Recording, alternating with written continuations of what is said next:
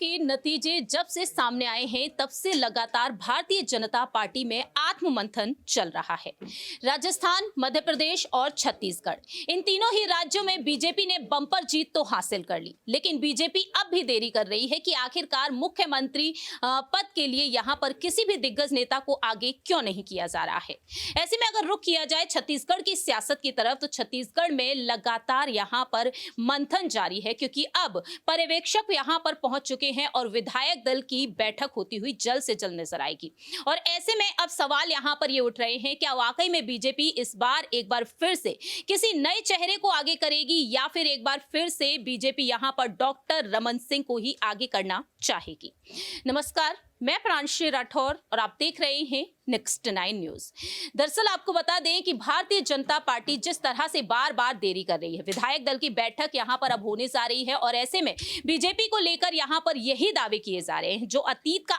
अनुभव यहां पर बता रहा है वो यही कह रहा है कि बीजेपी ने जब जब देरी की है यहां पर ये फैसला लेने में कि आखिरकार मुख्यमंत्री किसे बनाया जाए, तब तब बीजेपी यहां पर किसी नए चेहरे को लेकर सामने आती है। तो ऐसे में देखा जाए, आदिवासी समुदाय से ताल्लुक रखने वाली रेणुका सिंह चर्चा का विषय बनी हुई हैं। रेणुका सिंह जो मोदी कैबिनेट का हिस्सा हैं, अनुसूचित जनजाति विभाग को वह बखूबी संभाल रही हैं। और ऐसे में देखा जाए तो रेणुका सिंह के अलावा यहां पर बीजेपी के जो महासचिव हैं यहां पर ओपी चौधरी, उनका नाम भी सुर्खियों में है और इनके अलावा बीजेपी के प्रदेश अध्यक्ष अरुण साह भी हैं। लेकिन ये तीनों ही दिग्गज नेता अब देखा जाए जिस तरह से दिल्ली पहुंच चुके हैं और अब इनकी सुरक्षा में भी यहां पर जिस तरीके से इनकी सुरक्षा बढ़ा दी गई है, उसके बाद से यहां पर अब अटकलें और भी तेज होती हुई नजर आ रही हैं। इस पर यहां पर सवाल लेना चाहेंगे आकाश से कि आखिरकार वह क्या कुछ कहना चाहेंगे छत्तीसगढ़ की नई महिला मुख्यमंत्री को लेकर, या फिर यूं कहा जाए यहां पर अरुण साह या फिर ओपी चौधरी को आगे किया जा सकता है। कैसे देख रहे हैं आकाश आप? क्या वाकई में बीजेपी 2024 के लोकसभा चुनाव को मद्देनजर रखते हुए यहां पर किसी नए चेहरे को ही आगे करेगी, या फिर एक बार फिर से जो मुख्यमंत्री का पद कई बार संभाल चुके हैं जैसे कि रमन सिंह? देखिए प्रांशु, जिस तरीके से यहाँ पर राजस्थान, छत्तीसगढ़ और मध्य प्रदेश में तीनों राज्यों पर यहाँ पर भारतीय जनता पार्टी ने जीत दर्ज की और उसके बाद से यहाँ पर नए चेहरे को लेकर कई ज़्यादा अटकलें लग रही हैं। राजस्थान की बात करें तो बाबा बालकनाथ को लेकर अटकलें तेज है। कहा यह जा रहा है कि बाबा बालकनाथ को एक नए चेहरे को में देखा जा सकता है। वहीं अगर छत्तीसगढ़ की बात करें तो यहाँ पर रेणुका सिंह को उतारा जा रहा है और इससे एक बड़ा फायदा मुझे लगता है भारतीय जनता पार्टी को महिला वोट्स पर प्रयोग होगा, क्योंकि रेणुका सिंह एक पहली महिला होंगी जो यहाँ पर कमान संभालेगी छत्तीसगढ़ की मुख्यमंत्री के रूप में। और यहाँ पर बीजेपी ने पहले दिन, सदन के पहले दिन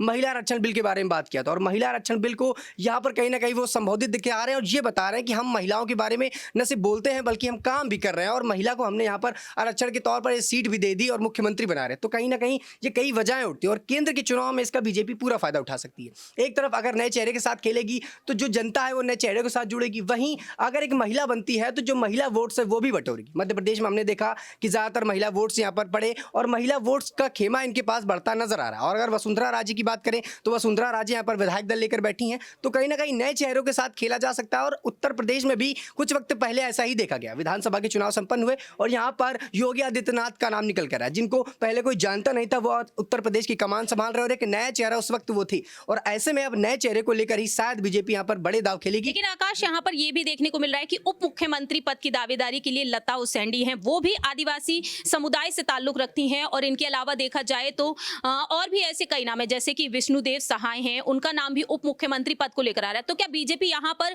दोनों ही जगह पर किसी महिला को ही आगे करना चाहेगी? देखिए, ये बीजेपी आला कमान तय करेगा और उस पर अब तक कोई आए, लेकिन यहाँ पर अगर एक मुख्यमंत्री के तौर पर रेणुका सिंह या कोई अन्य महिला को उतारा जाता है तो ये तय रहेगा कि भारतीय जनता पार्टी महिला वोट्स पर फोकस कर रही है। वहीं अगर दूसरी किसी महिला को ही उतारती है तो ये भी है कि अब वो कहीं ना कहीं ये जान चुकी है कि नए चेहरे के तौर पर हम और ज्यादा वोट ले सकते हैं। तो कहीं ना कहीं भारतीय जनता पार्टी ये तय कर रही है और आज इस पर तय होना था कि कौन कमान संभालेगा, लेकिन अब तक इस पर कोई फैसला नहीं आया और कहा जा रहा है कि बहुत जल्द भारतीय जनता पार्टी इस पर अपना ऐलान दे देगी कौन मुख्यमंत्री होगा।